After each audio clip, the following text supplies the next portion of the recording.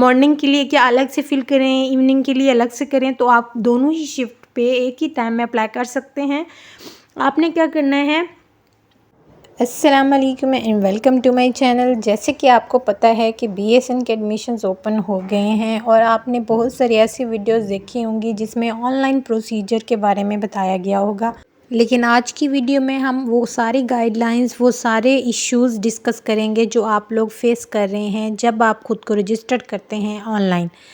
सबसे पहले आपने अपना इंटरनेट कनेक्शन जो है वो उसको सिक्योर करना है ताकि आप किसी भी इश्यू से फेस ना करना पड़े। Let's start a video.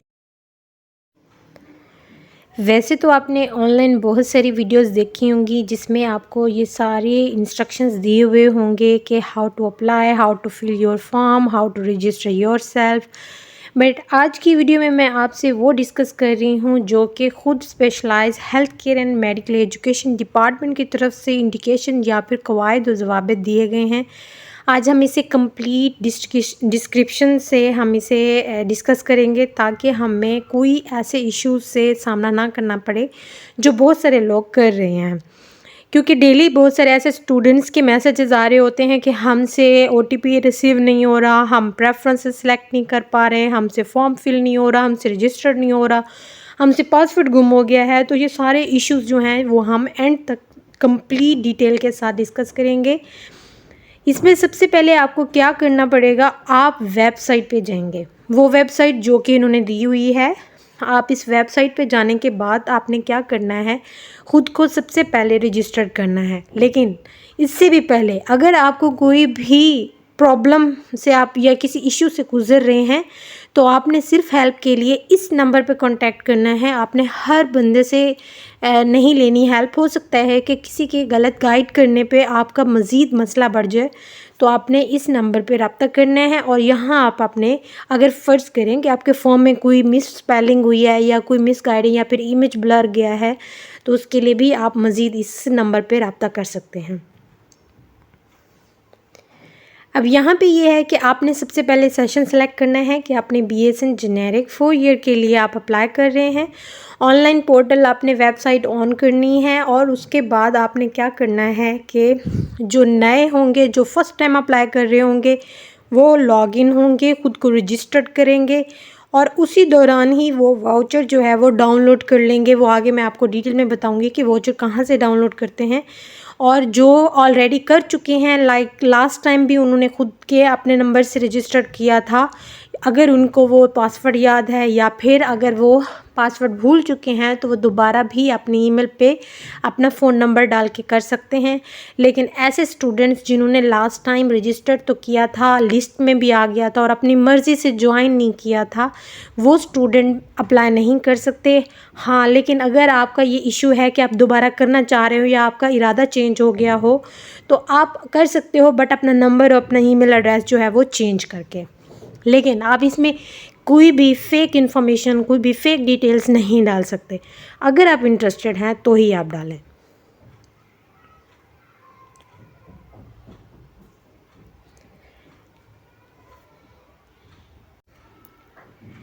यहाँ पे ये बताया गया है कि कुछ ऐसे फील्ड्स में स्टार लगा होता है तो दैट इज़ अ नेसेसरी, आपने उसे लाजमी फिल करना है।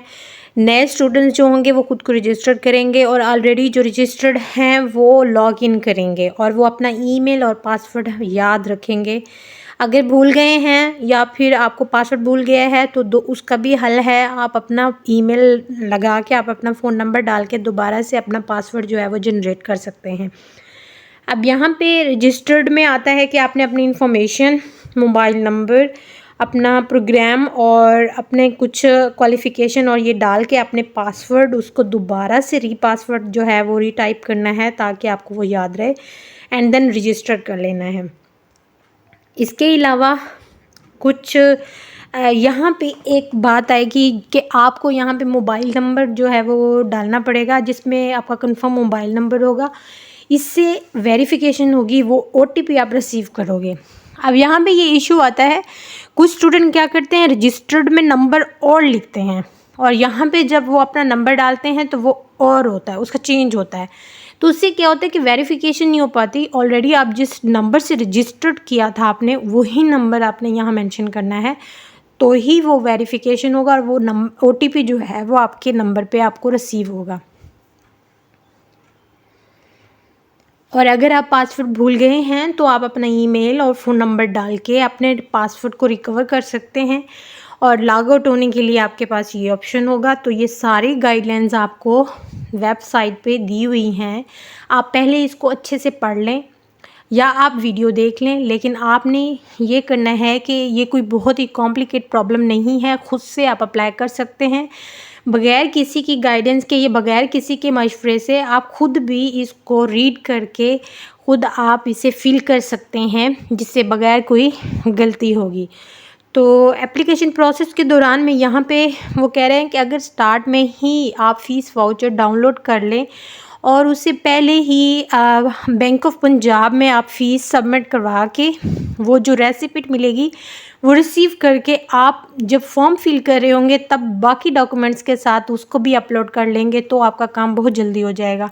अगर आप पहले फॉर्म फिल कर लेते हैं, सारा प्रोसेस कर लेते हैं, बाद में आप जो फ़ीस वाउचर है वो डाउनलोड करना भूल जाते हैं, जिससे क्या होता है कि आप किसी और की फ़ोटोकॉपी करवा लेते हैं और उसका प्रिंट लेके दोबारा आप बैंक ऑफ पंजाब में फ़ीस सबमिट करा के तो डाउनलोड करते तो आपका वो रिसीव नहीं होता। ऑब्वियसली वो नहीं होगा क्योंकि आपके ही फॉर्म में जो चालान फॉर्म होगा आप वो ही डाउनलोड करके उसी पे ही आप फिल करवा सकते हैं, उसी पे ही आप फ़ीस सबमिट करवा सकते हैं।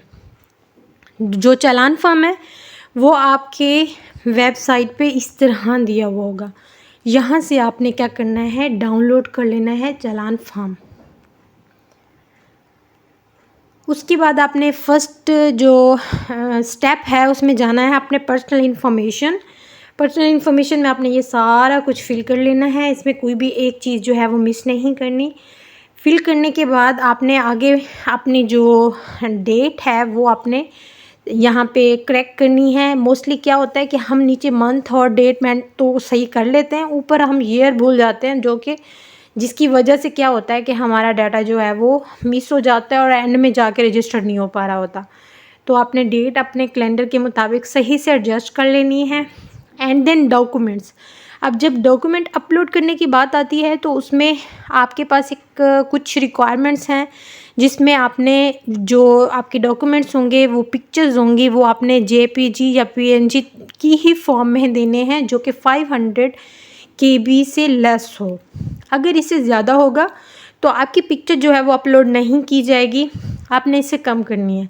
बट क्वेश्चन ये है स्टूडेंट्स का कि हम इसे कम कैसे करें, तो ये भी आराम से ही हो जाता है। ये आप वेबसाइट पे जाएंगे, वेबसाइट जो कि यहाँ पे ये मेंशन है, आपने http://compressjpeg.com में जाके अपनी उस पिक्चर को जो पोर्ट्रेट फॉर्म में होगी वो वहाँ पे अपलोड करनी है। एंड देन आपने क्या करना है, उसे कंप्रेस करके उसका जो साइज़ है वो 500 से लेस देन करना है। एंड देन आपने उसे डाउनलोड कर लेना है।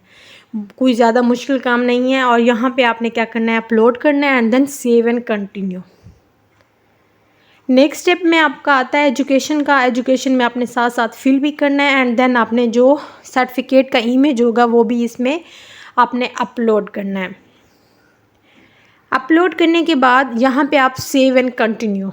नेक्स्ट जब आप नेक्स्ट पार्ट पे जाएंगे तो यहाँ पे आएगी प्रेफरेंसेस लिस्ट। अब प्रेफरेंसेस लिस्ट में ना बहुत सारे स्टूडेंट्स को इश्यूज़ आ रहा होता है कि भाई हमने मॉर्निंग के लिए क्या अलग से फिल करें, इवनिंग के लिए अलग से करें। तो आप दोनों ही शिफ्ट पे एक ही टाइम में अप्लाई कर सकते हैं।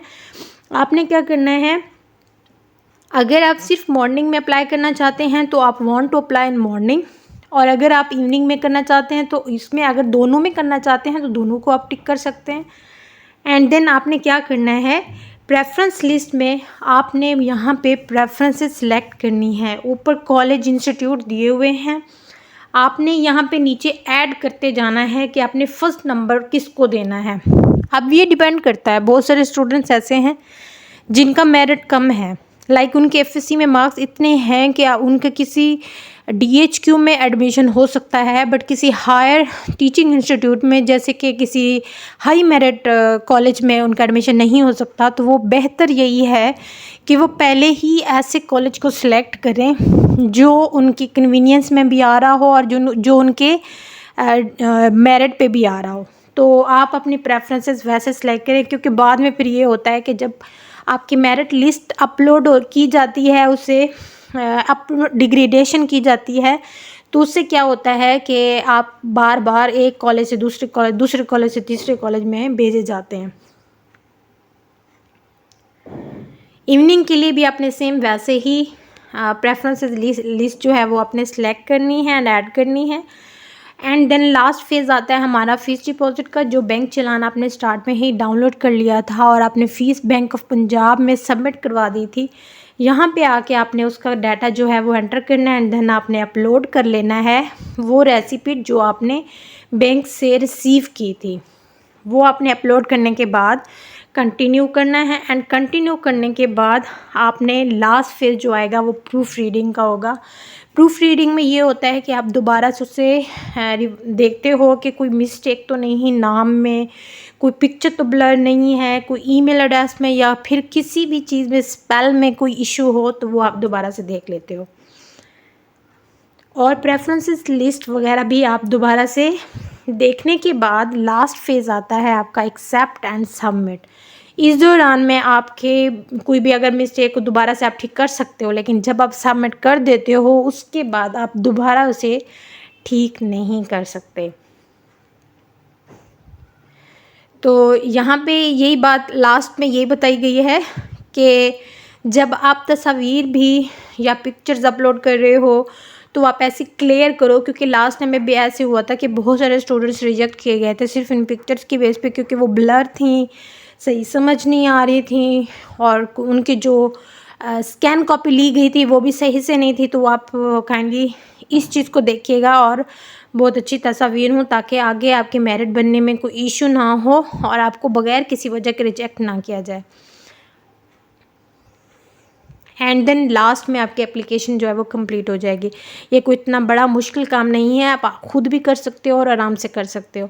नेक्स्ट वीडियो हम इंशाल्लाह कुछ जो इश्यूज़ आ रहे हैं प्रेफरेंसेस से रिलेटेड या फिर रजिस्ट्रेशन से रिलेटेड हम उस पर डालेंगे।